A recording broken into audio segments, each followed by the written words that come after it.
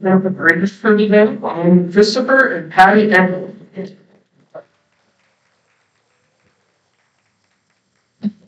And now I'll bring up Andy Dwyer to do the Pledge of Allegiance and the National Anthem. Okay. We can stand and face the flag. And we'll do the pledge first. I pledge allegiance to the flag of the United States of America and to the republic for which it stands, one nation under God, indivisible, with liberty and justice for all. And now for the anthem. Oh, say that music,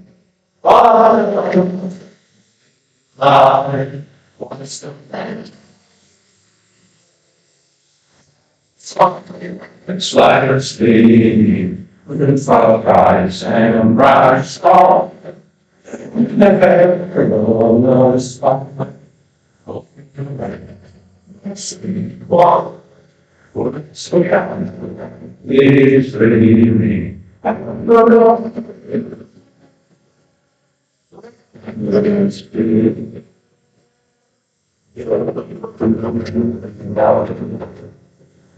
To the point was still living.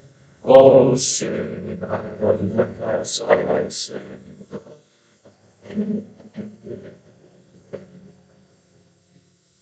Oh, and there's the line.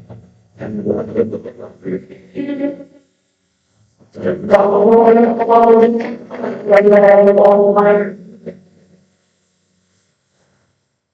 Thank you. And now I'm going to call up Dr. Nichols to do the invocation and introduction. Hey, Colin.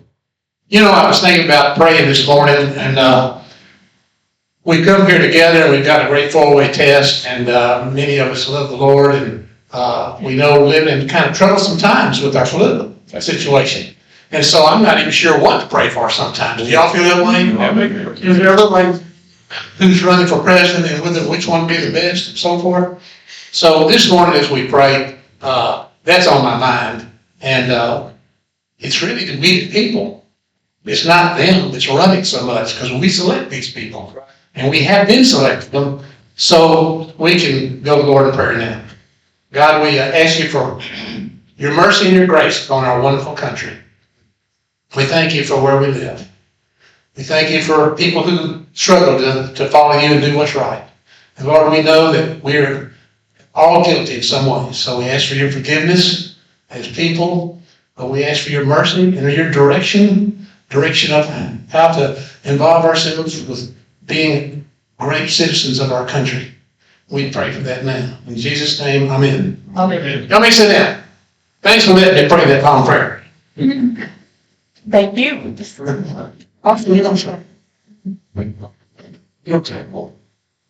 And see if there is a guest or we want to. We got a speaker at that time. We'll introduce you in a minute. Back table. Guests. Are there any guests in here today? Here. Colby. Here. Here. I need to introduce our youngest grandson. This is Easton, and Easton is here visiting with us for the week. And he came to Rotary today, and then tonight we're going to go and see Greece at the Civic Center. So he's going to be Who else over here? I heard somebody. Here you go. John here, that's where I wrote. Look at you. Who's introduction? Yes, can't read this. I'm here today, first time participant to a first meeting at the recommendation of my neighbor Mike, who's a member out at the Pinnacle Club here in Cedar Creek. Anyway, so I'm a local business owner and just looking to get plugged in. Tell us your name again. My name's Larry Hawk. Larry Moss. I have a plumbing company, Moss Plumbing, here in Tyler. Yes. Another mic. Yeah. Oh, we're going to shake people talk. Yeah, I want you to work on Mike's special. We were at Cedar Creek a number of years and really enjoyed being there. This is a very impressive club. You start on time, just chop, and I liked it. Well, especially Mike, he lives here, but I tell you, I'm very interested in pursuing, getting to know you guys. Good. All right. Very good. Not to mention that the food is excellent. All right. Well, we're glad to have all of you here today. Thank you for coming. Look forward to seeing you again. Anybody else? Did I miss somebody? Nope. Our president. Thank you, sir. Thank you. And now I will call up everybody's favorite part of the program, Paul Weiser.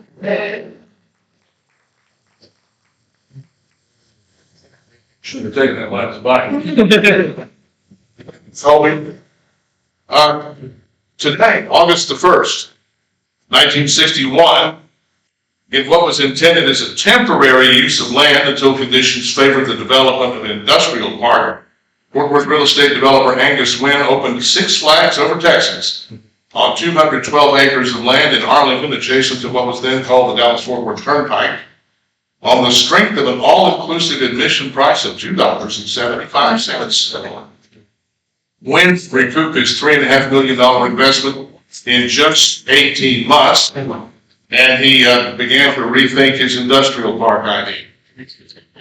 On the 2nd of August, 1943, the torpedo boat commanded by Lieutenant John F. Kennedy, PT-109, was rammed and cut in two off the Solomon Islands by a Japanese destroyer. After clinging to debris from the wrecked ship for 5 hours, the 11 crew members made it safely to shore on a small coral island. Kennedy then left his men and swam to another island where, with the help of natives, a message was sent to U.S. naval forces that would send help. Kennedy would receive the Navy and Marine Corps Medal for his actions in saving all but 2 of his crew.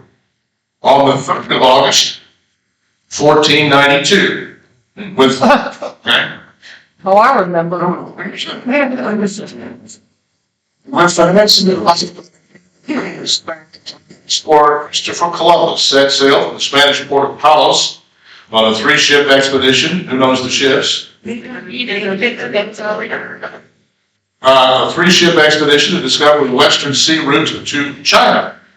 Columbus made landfall on October 12, likely in what is now the Watling Island in the Bahamas. He never found the western sea route to China, but his landing in the Americas went on to make Spain the richest nation on earth in the early 16th century. On the 4th of August, 1892, the parents of Lizzie Borden were murdered by axe blows at Fall River, Massachusetts. Lizzie Borden was put on trial, but the case against her was entirely circumstantial, and she was acquitted. No other suspect of the crime was ever found. The home where the murders occurred is now the bed and breakfast. On the 5th of August, 1692, Marilyn Monroe was found dead at her Beverly Hills home by her psychiatrist, apparently from a suicidal dose of prescription barbiturates. According to phone records, the last person she is known to have talked to was President John F. Kennedy. On the 6th of August, 1945, the first atomic bomb used in warfare was dropped on Hiroshima, Japan. 140,000 people died, approximately half the day of the bombing and the rest in subsequent weeks. Following the bombing of Nagasaki with a similar weapon 3 days later, the Japanese surrendered, thus ending World War II. And finally, on the 7th of August, 1942, in the first U.S. offensive following Pearl Harbor, the 1st U.S. Marine Division began Operation Watchtower on the island in the Solomon chain called Guadalcanal. When the Japanese had an airfield giving them great strategic advantage, battle on the island would go on until February of 1943, when Americans would discover that the Japanese had secretly retreated. Birthdays in the coming week, starting on Saturday. Quarterback great Tom Brady turns 47. Yeah, that's like 90 in dog years if you're a football player. Martha Stewart turns 83 on Saturday. Former President Barack Obama turns 63 on Sunday. Any WKRP in Cincinnati fans? Yeah. It's a training video for radio guys. Lonnie Anderson, Jennifer Marlowe, turns 79 on Monday. We just lost Bill. And finally, on Wednesday of next week, Charlize Theron turns 49, and that's This Week in History. Here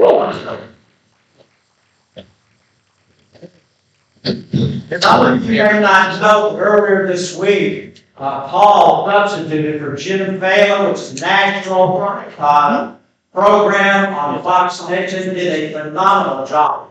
Been here for 3 hours. Now we'll move on to some Rotary business, and we're gonna do Rotary birthdays and anniversaries for August. First, we have Keen Ramey. His birthday is August 2nd. Bill Martin, August 7th. Sequoia Holmes, August 8th. August 7th. Dixie Walker, August 8th. Jim Robertson, August 14th. Rochelle Urich, August 18th. Kathy Adams, August 19th. Donna Kroon, August 21st. Neil Basso, August 23rd. Mary Birch, August 25th. Clint McCoy, August 27th. Curtis Scudder, August 29th. Now I say happy birthday, Rotary. All the Rotary. Happy birthday to you. Happy birthday to you. Happy birthday to Rotary. Happy birthday to you. And now for anniversaries in August. Hemant Patel has been with us for 12 years. Whoa, perfect. Dennis Andrews has been with us for 11 years. Robert Wells has been with us 6 years. And Gina Sundin has been with us 3 years. Now we'll move on to our past district governor, Shirley Griffin, turns 83 on September 15th. Most of y'all know Shirley is a polio survivor and a true polio plus champion for our district. Our current district governor, Jeff Johnson, would like to surprise her. He is asking members that wish to do so to make a check payable to Polio Plus in the minimum amount of $83 for her 83rd birthday. And this gift will be sent to her, or sent to Rotary International, once we present it to her as well. We're still waiting to hear back from her husband if he decides that we'll have a birthday party for her. And if he does, then Holly will pass out that date to everybody. If you have any other questions about it, please talk to Holly after the meeting. Next, the Gift Project with Hospice of East Texas is sponsoring a workshop on August 6th at 5:30 p.m. located at 4111 University Boulevard, Tyler, Texas.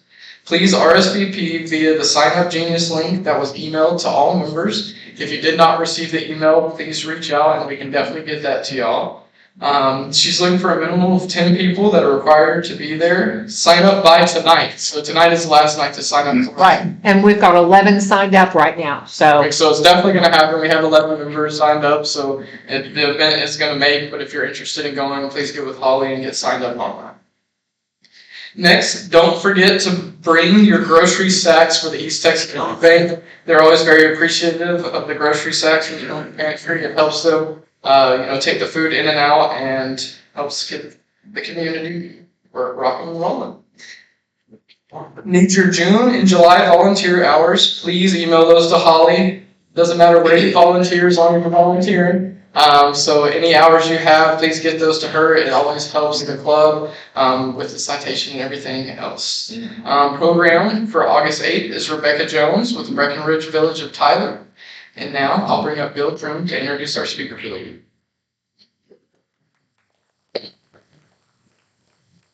Some of you may remember Betsy Brush and her crew giving a talk the other day about the gift project.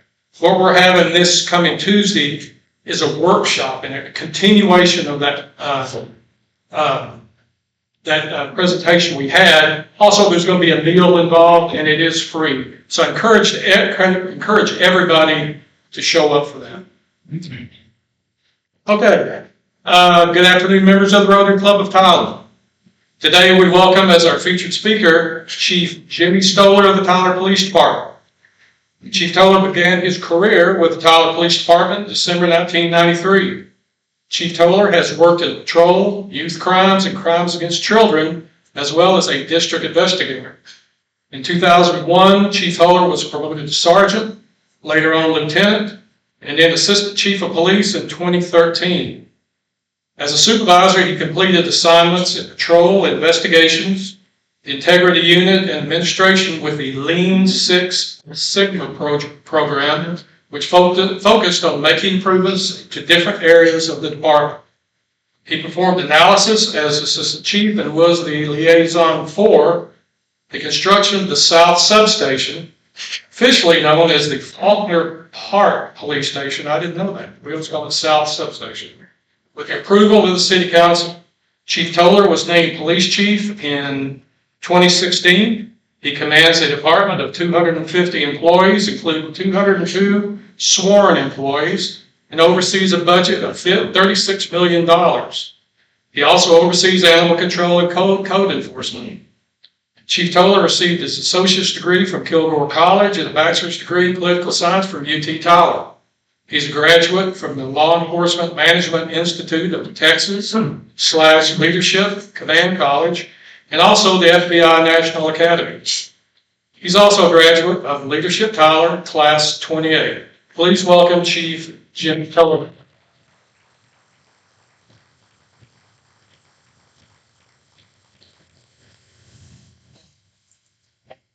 Thank you. Well, it's an exciting time to be here. It's not my first time to be here, but I appreciate the invitation back. It's been a few years, and there's a lot of exciting things going on in Tyler, Texas right now. As you probably can see, as you look at the news every day with all the development going on. Probably the downtown area is one of the biggest ones that's probably in the news on a regular basis. But if you'll actually look around, and then I've been here 30 years, and I remember back in 93, 94, doing an escort to Cathedral in the Pines, and this all being undeveloped and wooded down here. And you actually felt like you were going on a county. Now you drive around town with the 55 square miles of area that we're in, the 109,000 people that are live here every day. But we also swell to a population of about 240,000 during the daytime. But if you're on Broadway or you're on the Loop, you know it. It's here. There's a significant investment going on. You see the growth of Bass Pro Shops coming into town. You see the Cumberland Park down here. There's development on the east side with, the west side with Brookshires and the whole thing about Sam's there. So in every part of Tyler, Texas right now, there's things growing. That includes the city and also the police department. But as we get ready to make that next step, I think one of the big things we do, because not only do I oversee the police department, but also we work closely with code enforcement.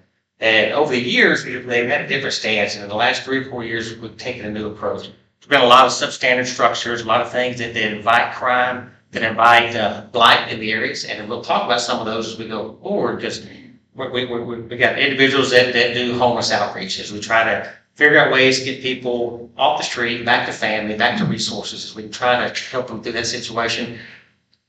But if we're not able to do that, we're having to deal with those, and we can't take care of those problems. They eventually turn into crime problems, where it's criminal trespass, there's breaking, where there's drug violations, there's prostitution violations. And if you allow it to continue going on and on and on, I think that's going to become a longer, major issue when you end up with homicide, you end up with sexual assault, you end up with aggravated assaults. It's a big part of it. So as we move forward, we talk about that stuff here. If you see a little bit of it, the Four Corners up there, we talk about the Oyo Hotel and some other stuff there. We talk about the downtown area with the Tyson House. But I think it goes even further than that as we go through individual neighborhoods. And I will say, though, that as we've taken these steps to move forward, the actual individual property owners have taken the lead on this. Once it's pointed out and once it's been brought to their attention, they've taken the steps to make sure that they do that, so it doesn't always be a burden on taxpayers and stuff like that. I'm a firm believer in this right here. It's crime prevention through environmental design. We take away opportunities from people to commit crimes. We harden targets. We talk to you about taking your purses out of your car, and securing your valuables. That's a very basic way to talk about it. But when we talk about homelessness and crime, and the Tyson House being the perfect example of this one downtown, the city stepped forward and demolishing that property out. It was a constant, all-day, everyday problem going up there. From the building, finding ways people going inside, with drugs going on. But the final straw on that one was a fire that happened in there, where several firefighters fell into an elevator shaft into water and had to be extracted out of it. That was the final straw for the city. Said, okay, it's just not safe. We're going to take care of it. And some of the ones that we're looking at, we'll talk about That's the Tyson house there. As you see, you driven past it on Irving Street right there, just past Don Juan's. It's an old white building and very dilapidated, and that's what it looks like now. So not only do we take the opportunity to improve the neighborhood, we also improve the property values of all the people living next to it. With their streets and stuff that are being worked on, but you'll see this happening all over town. And oftentimes, we see ones like this. And I will say, the church on this property right here took care of this. As you see things, every time we see one of these properties, there's a good chance that we've had somebody living inside of it in a homeless situation or other activities going on. And a lot of them you see, and we focus on ones like Belmont, and we focus on the ones that we talk about, Toler Street, we talk about Beckham Street, we talk about House, these other areas that we're looking at. They all have to be significant corridors that we're focused on right now. Trying to get those properties, because a lot of times what we're seeing is when these properties get cleared off, somebody else comes in and builds a new house. Somebody comes in and builds a new business. That's one of the things we've taken that opportunity over the last several years to focus on. That's one here, that's empty cleared off, that house up there turned into that house right there as we focus on these things. I think that's a big part of it. And like I said, the owner rehabilitated, other than a little bit of time tagging that property by code enforcement, no expense to the taxpayers on this one. It also deals with issues that we're dealing with in the neighborhoods also. Another house, those houses here turned into that house down there, which is built on the side of it. Cow Street, house with with all the stuff going on in Gitche Parkway, you see the development going on around the zoo, you see the new fire station going in, several properties on that street right there, worth 8 hours, and you see other chimneys and stuff coming in and rehabbing these properties as they build businesses and these neighborhoods. That's a big for us. I think for the long term, it's going to help us control traffic. It's going to help us control crime. Individuals that hang out in these areas. And you may not think, hey, how's this affecting me? Well, every time we take that piece off the board and we drop 1 or 2 crimes, whether it's a criminal trespass or a drug offense or anything like that, it's lowering the overall stuff here in the highway or crime, but also affects your insurance rates and everything else that goes along with it. That's the oil. That's probably the priority we're dealing with right now is the 69 North in the Loop. There's some development going on with this right now, some development they come in and rehab it and get it back up. But if not, the city's going to eventually have to step in on this one and then try to make sure it's taken care of. But I will tell you, they've gone a long way to make sure that they secure it. But they are working. I'll tell you, the owners don't listen. Are working every day to try to get the resources they need to rehab this property for the city. I think the one thing everybody wants to know about in Toler, Texas, on a pretty regular basis is crime. You know, we're a city of about 109,000 people. We grow at a pace of about 1,000 to 1,200 people a year. Which means if you look at the number and everything else that goes along with it, based on national crime trends, we should grow at about 30 to 40 crimes a year if we look at the overall numbers on these things. But I can tell you that since 1993, our crime numbers are about half what they were in 1993. A lot of it had to do with the city, the resources that are put into it, everything else that goes along with it. Just because we're growing, crime's not growing. Now, I can tell you hear a lot more about it because we have a lot more resources nowadays to find out about what's going on in our town. I'll talk to you a little bit about parkpoint crimes here. These are violent crimes. These are the ones that people really hear about on a daily basis. The average, this is just 2016 through here, the average on an annual year is 500 crimes. 499 crimes. Little spikes in there, you saw a decrease there in 2019 with COVID. We're talking about homicide, sexual assault, aggravated assault, and robbery. On a pace of ours to sustain that level of growth or non-growth in that situation, it's stable and decreasing at times. You see that having to do with the officers that are out there every day working and doing things you're supposed to do. Should have included a sign here for we call them index crimes. Those are the crimes that are the ones that are pretty much the same all the way across the nation. The ones that we can compare city to city that has nothing to do with self-initiated activity. Those are the ones reported to law enforcement. A homicide in Tyler, Texas is a homicide in New York City, a homicide in Chicago, or a homicide in LA. We can get comparisons across the board, and we're pretty stable. The average is about 80 a year, is what ours is right now. We've had as high as in 1990s of 21, 22, 23 homicides in a year. This year, I think we've had 3, and we're still investigating one of those. Part 2 crimes on this one, was we're talking about burglary, unauthorized use of stolen cars, where you're at, and then theft.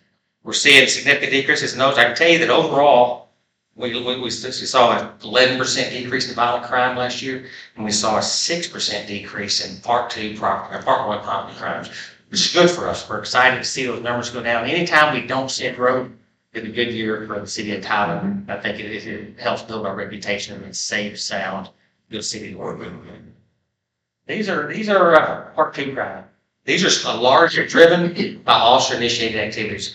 We talk about driving while intoxicated. We talk about drug offenses, family offenses, DUI, liquor law violations, disorderly conduct. Those are the ones where officers are actually going out there and they're actually engaging in their self-initiated activities. They're trying to aggressively get involved in incidents to decrease crime.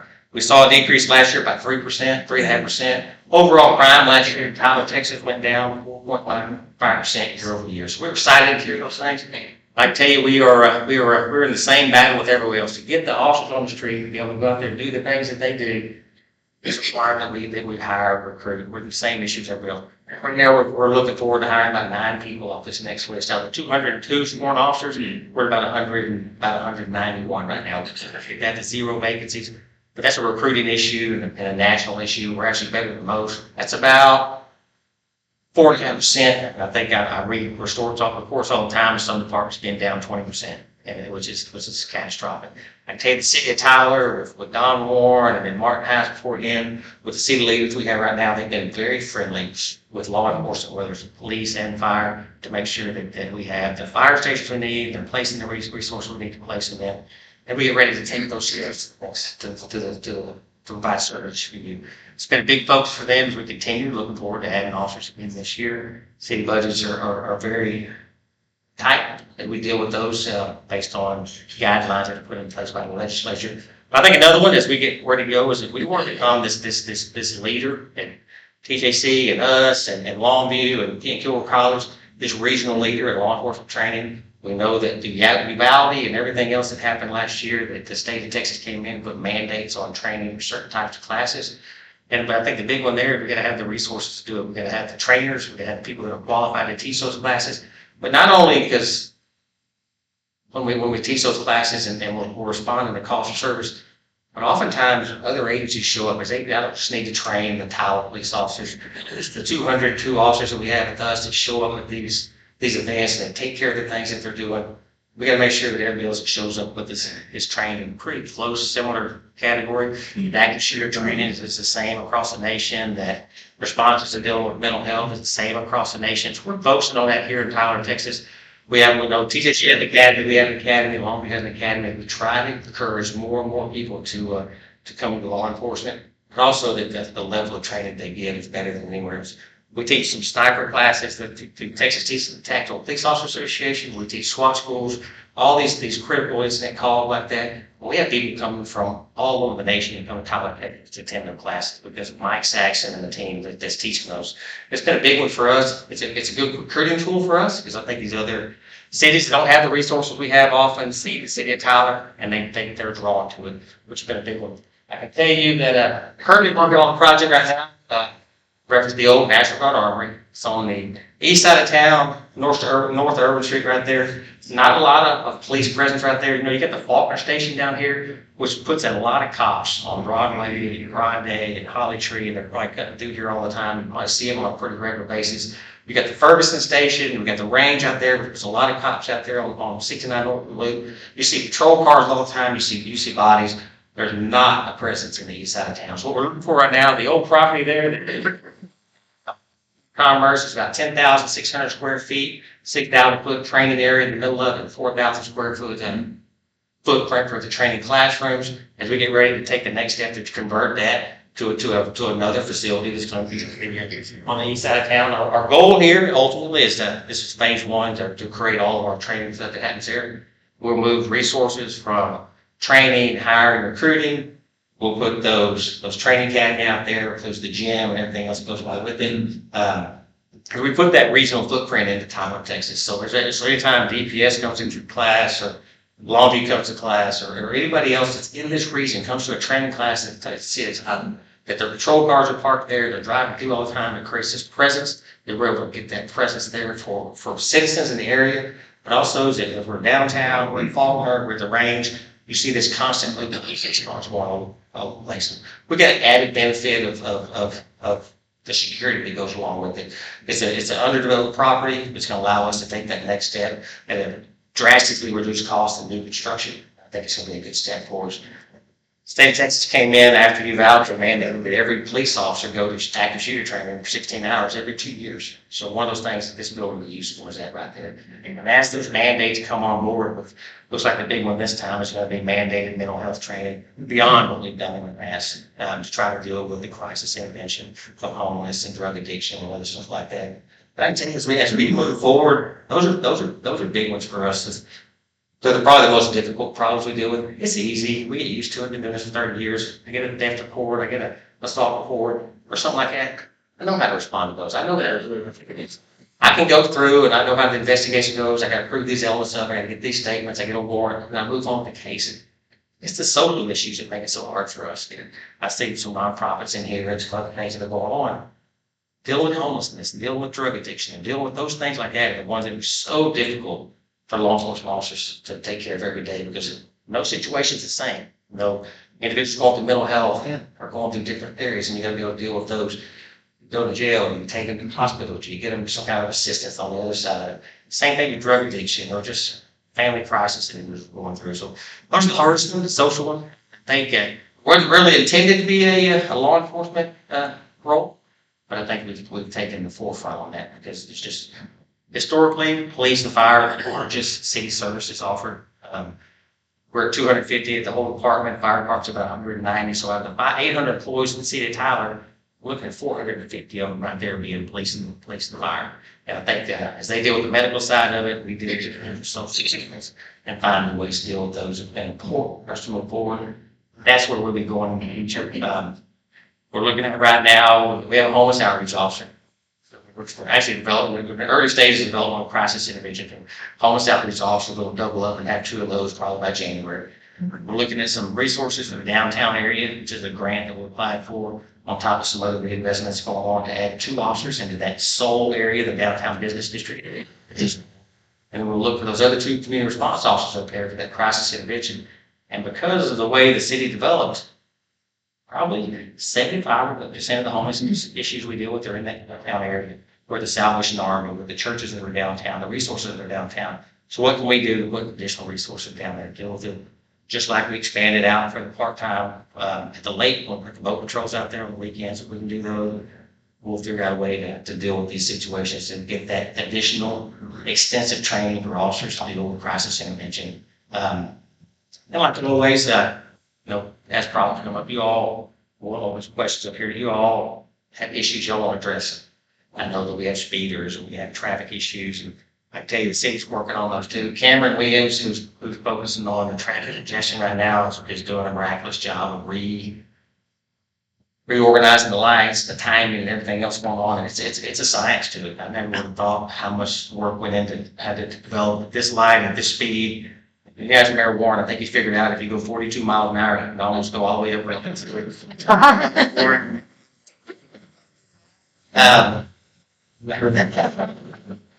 And there are things, but there are a lot going on. I'm super happy, super proud of the city that resources have been put in. And if you look at with the water issues and the redevelopment going on and the system they're putting in place, the roadways, and hundreds of millions of dollars over the next 10 years that's going to be put into these situations that are going to create growth through the city for the next 25 or 30 years. The downtown area being a big one. What Jenna Cove and all their group are doing down here around Faulkner Park and all over town to develop stuff. We're building a nice home, small town feel in Tyler, Texas, but man, it's not a small town anymore. Yeah. I gotta see you feeling that we're gonna start growing 1,000, 1,500, 2,000 people a year, and it's just gonna keep going. You're gonna see the downtown development with people moving in to live down there. You're gonna see it all over. It's scary to think that in probably 25 years we're getting that 140, 150,000 person range as we get ready to go up. And if you're a business person, man, life is good for you because it's coming. If you just want to drive up Broadway, it's not going to be something. So that's some of the stuff we're working on. I'm happy to answer any questions that anybody may have. Yes, sir. If you drive I-20 every day as I do, there's a billboard, somewhere around Terrell. Plano Police Department, as long as it's Plano Police, $108,760. That's, I totally get that. That's what they're offering an officer to starting pay. Is there gonna be a bidding war among agencies for officers? That bidding war started about 5 years ago. First time I've seen it is 6 years. It's very tricky. You know, you guys understand business, you understand recruiting, and you understand advertisement. Because something says it's 102,000 doesn't mean that's the actual apples to apples comparison. We look at those things. We do it here. You know, the starting salary for a police officer coming in to go to the academy in Tyler, Texas is $66,610. That's to go to the police academy, and they go up from there. Wow. That $102,000 something right there, whether it's at Plano, there's another one that's very similar to that in Denton. That's usually what we call prior service or lateral transfers. They got 10 or 11 years in, so you're getting credit for those going forward. But oftentimes they also, just like Kilgore, some others, it's not based on a 40 hour, because sometimes they're based on a 48-hour schedule, which means you get all the overtime that goes along with it. DPS does the same thing where they say they make $90,000.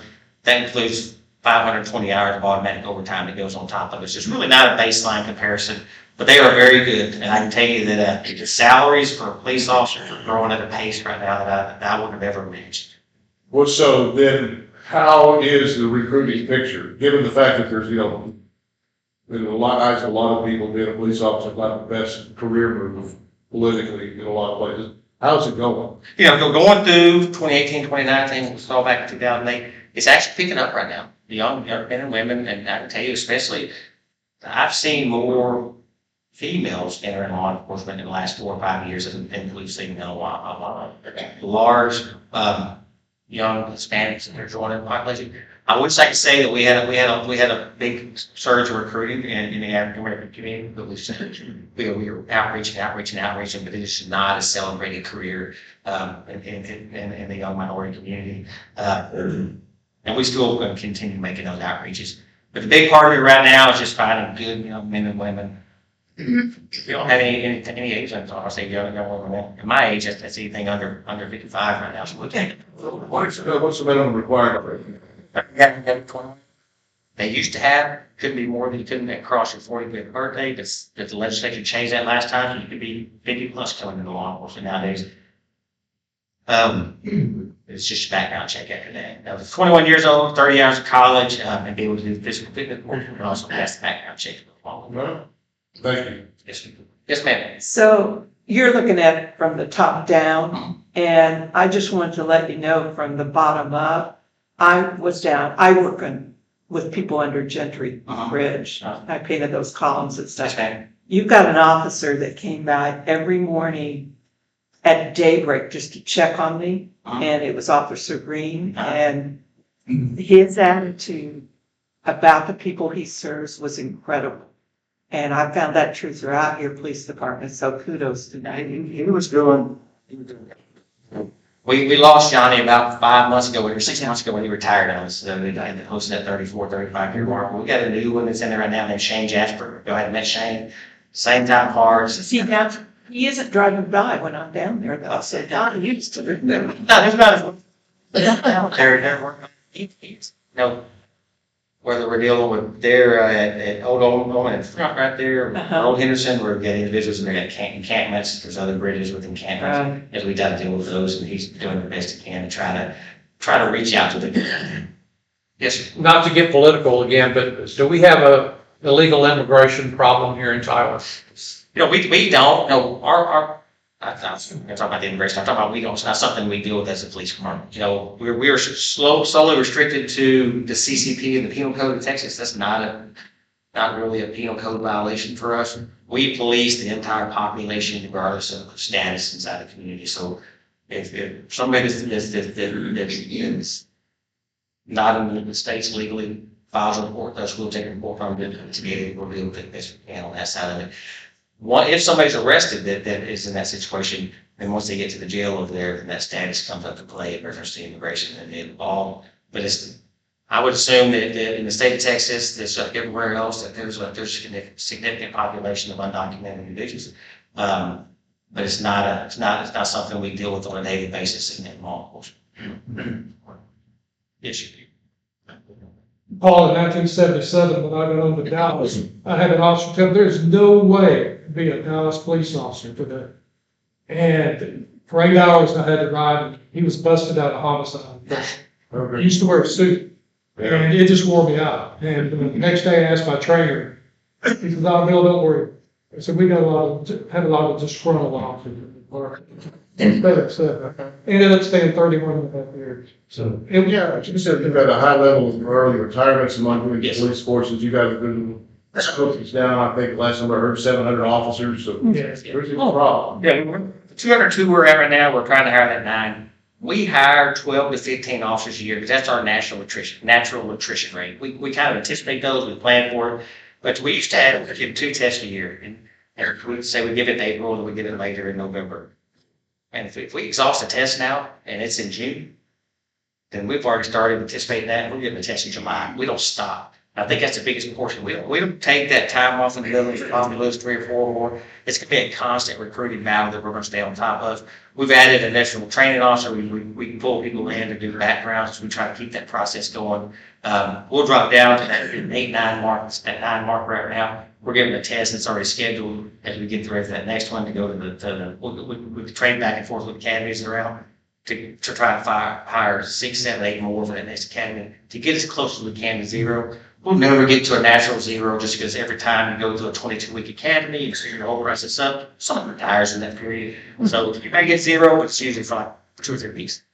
Yes, sir. My real question was, 8-volume set, the history of the Toler Police Department, written by the retired officer. But anyway, teens, 20s, 30s, 40s, talking about the square.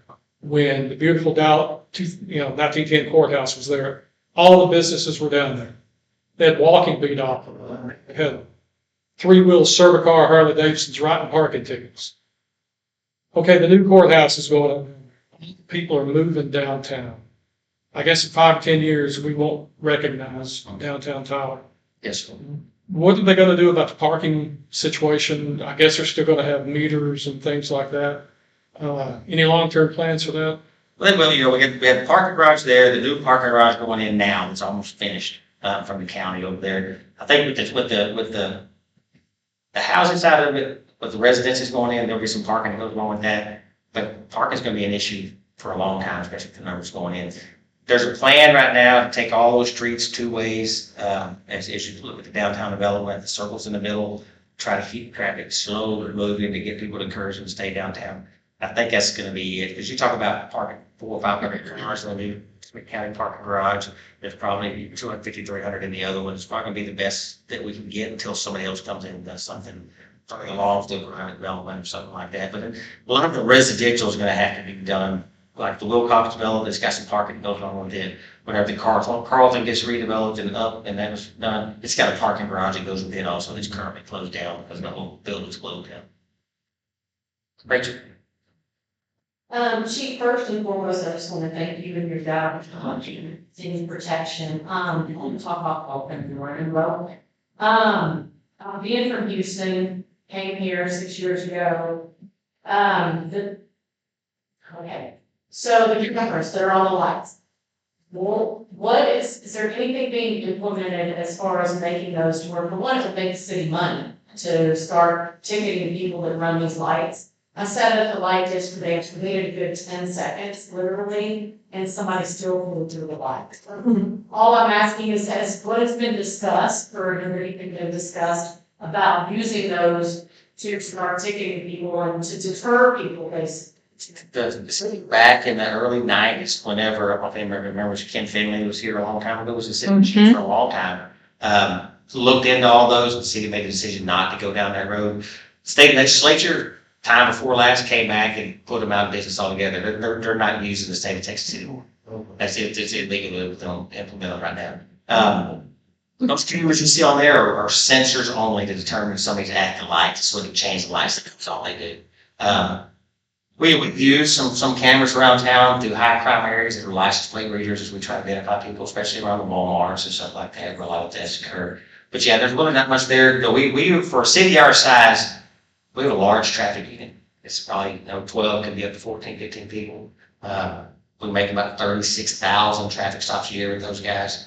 We were sitting at one, I heard a story yesterday, sitting there talking about Ed Brown, one of our traffic guys, who just standing at the intersection, didn't see him, and he's just calling cars out, and they're stopping them the next block over. And within about 20 minutes, they were about 4 or 5 red light tickets, just because it's all day, every day. But because we have 160 controlled lights, and there's probably another 1,000 non-controlled intersections with stoplights and speeding and everything else, it's just hard to be, for us to control. So I get, same talking about Dallas also, you need a police force of 1,200, 1,500 officers just to control intersections here. And a lot of that's gonna come down to responsibility and insurance, and everything else, and the crashes that go along with them, and the penalties for getting involved in a crash on those, especially harm somebody, is pretty severe nowadays. That's a tough one, especially, it gets frustrating being on Broadway because the traffic, the loop, sometimes you don't wanna wait to take that shot. But hopefully we just keep getting out there, try to encourage people to be safe, stuff like that. We're really trying to encourage people to be safe with pedestrians right now, because we're still having individuals cross mid-block, and I don't think anybody would ever know how fast a 70 or 50 or 60 mile an hour car is coming until you're halfway across the street and you realize that car is coming at you 50 miles an hour. And we have a lot of pedestrian crashes here in the works. Most pedestrian crashes are catastrophic injuries or fatalities. Thank you, Chief. I just wanted to, I spoke with Chief Toler a little bit and thanked him for his support of our Tyler Christmas Parade that we put on. Because he's dedicated Adam Tarrant to us, and please don't ever remove him and put him somewhere else. As a liaison between the 3 Rotary clubs here in Tyler and the police department, because when we ask Adam for something, he goes, yeah, I can do that. Whatever we have needed as far as the Tyler Police Department for support, enforcement, barricades, whatever the case may be, Chief Toler's team has stepped up to the plate and made our event one of the most safe events in town at Christmas time. So thank you very much. Best job I have right now, I can take credit for all the work, and I really want to. Yeah, I guess I have some amazing, man supervisors and lieutenants, and especially the sergeants too. I'll see right every side of this, because even last week when they were doing, Love Thy City, I think we ended up having, we planned about 10, I think we ended up with 16 officers out there directing traffic and everything else, because I don't think. Yeah, there was a lot out there. They had an estimate of about 7,000 people showing up for that event. So we have had to set up last minute crosswalks and everything else, but You're going to it's need just for big next year. for us. If you guys haven't had a chance yet, we do a church and community meeting every quarter. It's an opportunity for people to come in, especially if you want to advertise Rotary or anything else, to try to reach out to nonprofits or anybody else is a big one for us. We rotated around at the churches. Trying to think, the next one's going to be, last one, is it Green Acres? Yeah, so I think that it's coming up. We just did one at the Career Technology Center there for TISD, and it's always got a good 75, 80, 90 people show up, so it's a good opportunity to outreach at least. Chief, well, you do a good job, it does hurt the news, but I did want to thank you. When I came to Tyler, we had a big issue at the college. There were a lot of bullies and all that from off campus. And you guys stepped in, we did undercover for drug sting, we drug sniffing dogs, and crime prevention through environmental design, and all that stuff, and it made a huge change. And one of the really important things you did, the shootings on campuses and all that were concerned, and you shared data. That was a big problem where one didn't know what the other was doing, and kind of all that work behind the scenes that you did. It completely transformed the college. I appreciate it. It is always nice to have good partners. TJC being one of those. They changed their own rules in reference to knowing who's supposed to be on campus or not. They created these security badges, and these kids are walking around. Sorry, no men and women walking around. These badges. Also, you know who's supposed to be on campus, who's not supposed to be on campus.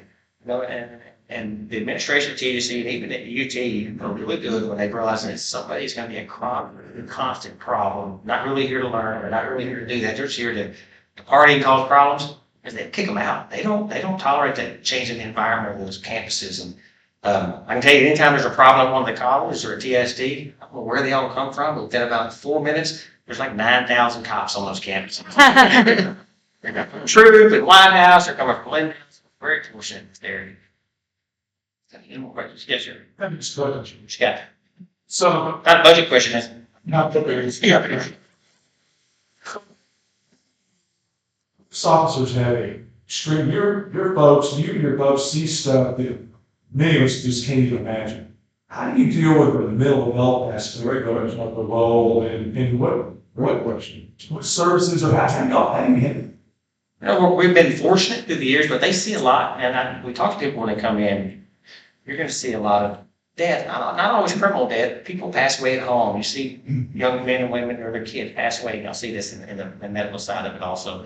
It's kind of difficult. So those frontline supervisors, those sergeants, those lieutenants, they go to breakage every day and they got to see how their behavior changes. If you see somebody that has drastically changed their behavior, or all of a sudden, or now they've been all jovial, and all of a sudden now it seems like they may have a drinking problem, or they have a substance abuse problem, or they're just not talking anymore, I think that's where we have to intervene. We have EAP resources. On the civil service side of it also, we can also mandate that people go talk to people. They're always, anytime you deal with mental health, people can be resistant to wanting to reach out and help. So sometimes it's incumbent on us to force that situation, to go talk to a counselor, go talk to somebody. And then we start seeing changes to the early warning system we had put in place. We start seeing uses of force that they've had 1 a year, now they've had 5. What's going on with personality? They've had some other issues come up that are involving fleet accidents, or involving damaged property or lost property, or just complaints. That's the kind of stuff we monitor every day. But it really has to be that first line sergeant that knows, or that officer sitting next to him every day briefing saying, hey, something's wrong with Jimmy. We probably really need to talk to him. And I think we talk about that. Just because you have to talk to somebody doesn't mean that you've been ostracized in the police department. Most people never find out about it. But we want to make sure that we're there for them. George, Michael Dallas said something, some piece of making. The police department had a problem. And so they created the psychological services unit. And it was way out on 35. In a building you would never know what it was. It was with other businesses. There was no, you just had to know where to go to this office. It was headed up by psychiatrist Dr. Al Salvador. It was a great guy. And Dallas police officers with master's degrees in counseling, so they would understand, what these other problems these officers had. Everything from divorces to post-traumatic stress syndrome after they're involved in a shooting, whether it's justified or not. And so when things got tight later on, Dallas cut that out. And we always thought it was cut out when I was working. We always thought that's a big mistake. But one time we got it. The former chief at Irving is part of a program that for the Mental Health Institute right now. They have set up these stations, like 6 regions, and then we got individuals that can go to that training where it's outreach programs for mental health issues. Is that a local candidate you're talking about? What's that? Is that local candidate? No, it's the one after that. I was thinking his name right now. It's, but he's a sharp guy and been with them for a few years. And you got BJ Armstrong, who's in town all the time to address those issues as we deal with. It's primarily focused on police officer suicides, preventing those, but the mental health component comes into it also. Is anybody else?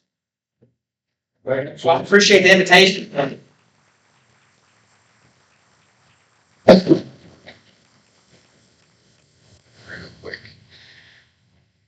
I'm just speaking today, police chief. We have donated a book in your name to the Literacy Council. Thank you for coming to speak today, especially. And now we can go on to the Ace of Diamonds. How much is in the? 1,526 usable dollars. So the Ace of Diamonds, if you're a club member, you get half, the club gets the other half. If you're a guest of her, the guest gets 25%, the person that brought you gets 25%, the club gets half. And if you will call out the last 3 numbers. 881. 881.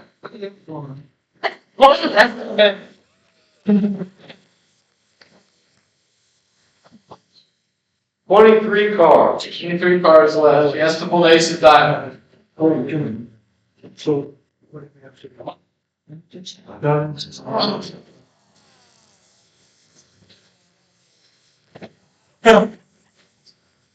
And now it will all stand to do the 4-way test. That makes you make a save. First. Second. Second. There's always third. Third. Will it build goodwill and better friendship? Fourth. Will it be beneficial to all concerned? We are adjourned.